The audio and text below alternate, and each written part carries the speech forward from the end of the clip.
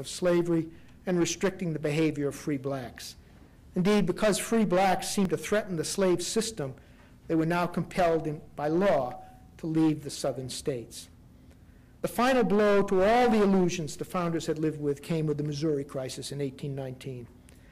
The attempt by New York Congressman James Talmadge and the House of Representatives to attach a prohibition of slavery to the bill admitting Missouri to the Union precipitated a sectional crisis more severe than anything felt before.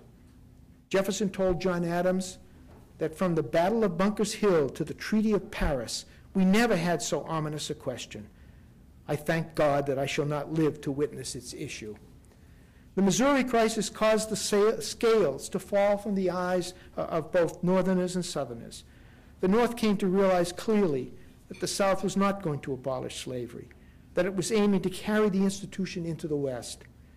The South, for its part, came to realize more clearly than ever before that the North really cared about abolishing slavery and would never stop trying to end it, and certainly did not want the institution to spread into the West.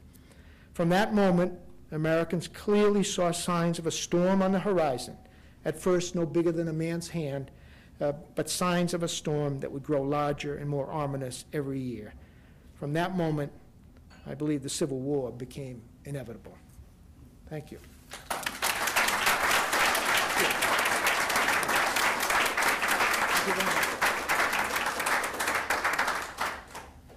Thank you very much, Dr. With this very exciting and illuminating talk. I'm sure recalled for all of us our earlier studies in American history. We have a few moments for questions. Yes, sir. Thanks for a wonderful talk.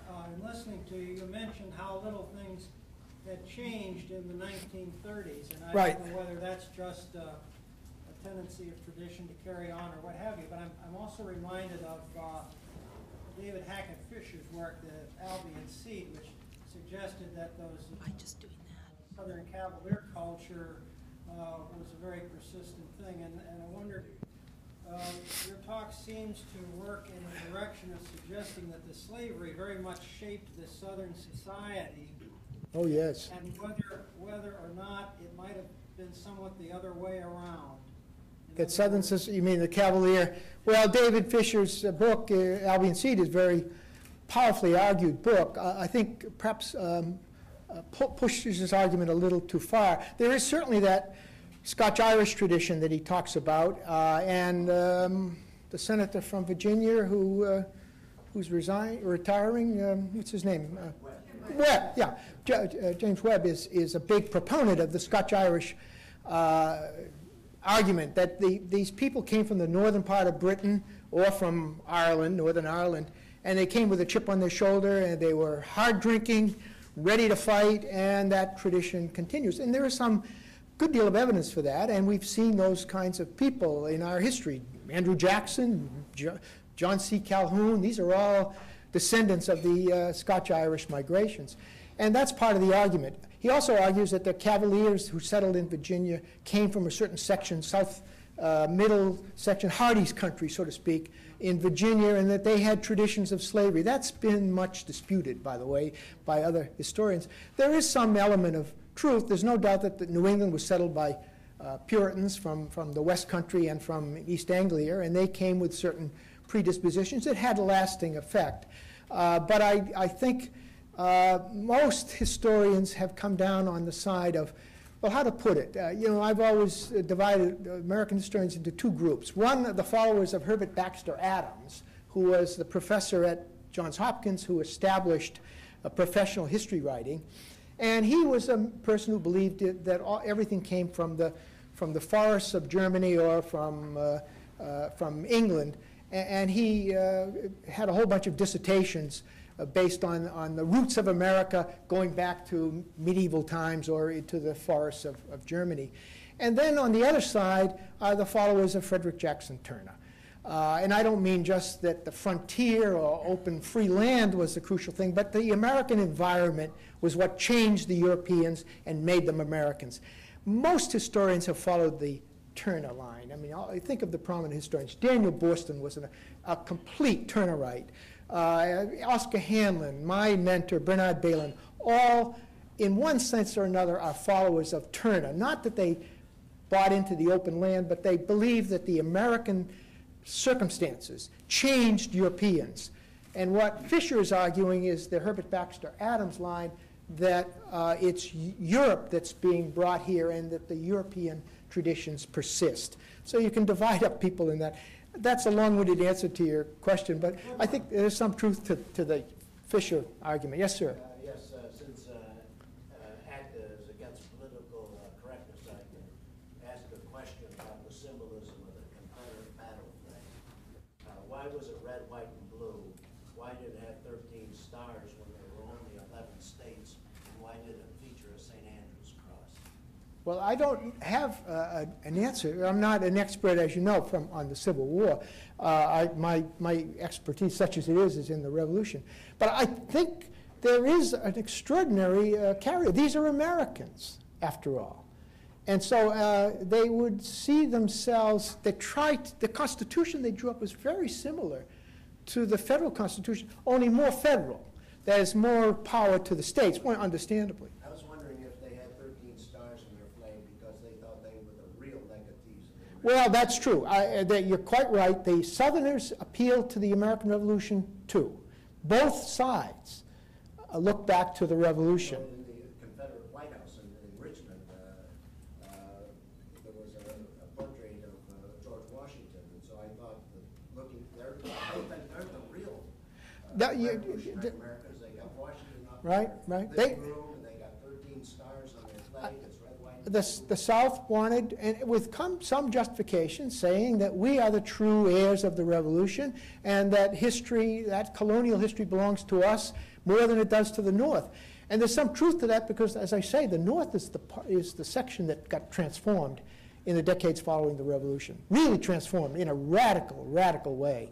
And so the South has a legitimate argument that they are truer to the colonial America than the North, and that was their argument. So both sides are appealing to the Revolution, but we remember mostly Lincoln's great speeches, and he's the one who, in that sense, won culturally as well as physically with the Revolution. Yes, ma'am. Good. I had always heard, Dr. Wood, that the invention of the cotton gin was a factor that led to, apparently was almost the rebirth of slavery. I just wondered if you comment on that. Well, yeah, but that would have happened. It wasn't just because of Eli Whitney. Some smart engineer was going to come up with something. They needed to process that. When it was done by hand, you counted the results in ounces. I mean, it took a day to just make a few ounces. Once you got a machine that separated the cotton, then of course it just became a boom. And you had a need for cotton. Cotton manufacturing was taking off in England. So the invention was in the cards by somebody. It was just that Whitney happened to do it. And then a whole bunch of people pirated his engine. That's where it's a gin is the short for engine. And it just took off. But that was going to happen regardless. There was a real need for cotton, and the South was meeting that need, a staple. If you'd gone in a different direction, as it was happening in Virginia, for example, in Richmond, you began having some beginning manufacturing, and planters were hiring out their slaves to various manufacturers. If that had been the direction, then slavery would have been mitigated. It would have turned into a quasi-wage system.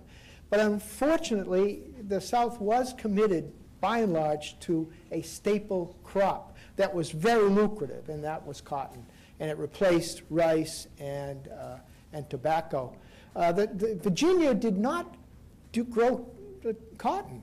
It continued to produce some tobacco and wheat, but by and large, Virginia was declining, and it was living off one export.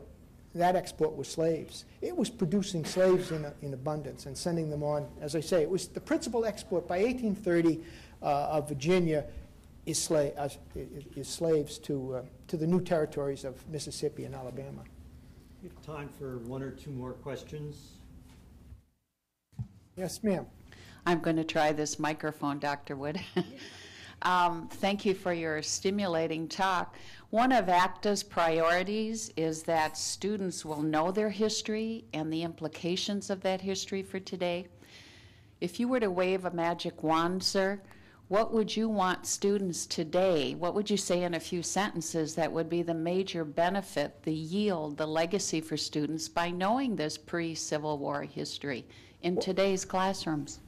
Well, I think all Americans should know their own history, as the English should know their history, and so on. I mean, if you're going to be a member of a community, a nation, then you've got to know that nation's history to get a sense, especially for us, who have no other way of holding ourselves together. We're not, you know, there's no American ethnicity.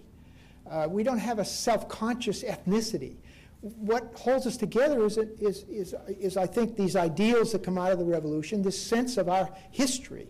And so for Americans, it's particularly important as an adhesive.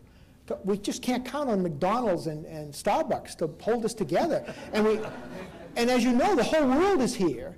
We're no longer Anglo-Americans as we were in the 19th century. We've got everybody in the world here. There's no dominant ethnicity any longer. And no dominant religion. And what is it that makes us Americans? Well, it's a sense of our history, and particularly the ideals that come out of the Revolution. So I think it's more important for us than for European states, who can take their Frenchness for granted. But we can't take our Americanism for granted. We have to have a sense of our past. Yes, sir. If more of the early founders had followed Washington's example and freed their slaves, such as Jefferson, would that have had any significant impact on you? Oh, I think so. It was difficult for them to do. Washington was, of course, acutely aware of the contradiction, and he was acutely aware of his place in history.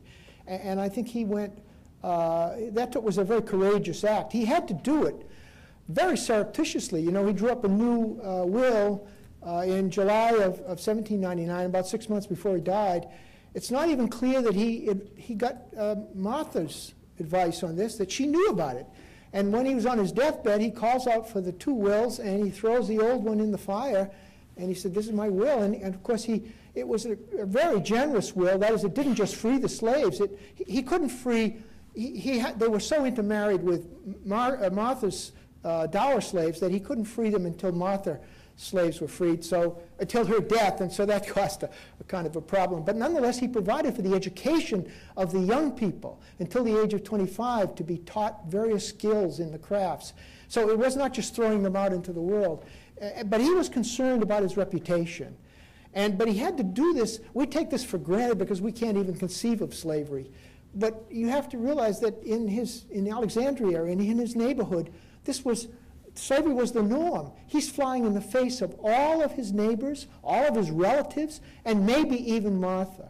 So it took a lot of courage for him to do that.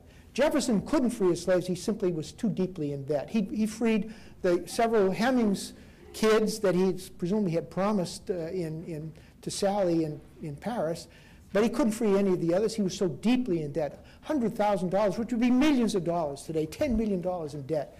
And therefore, he did not own those slaves. But it would have made a big difference, but you're asking for a wholly different culture.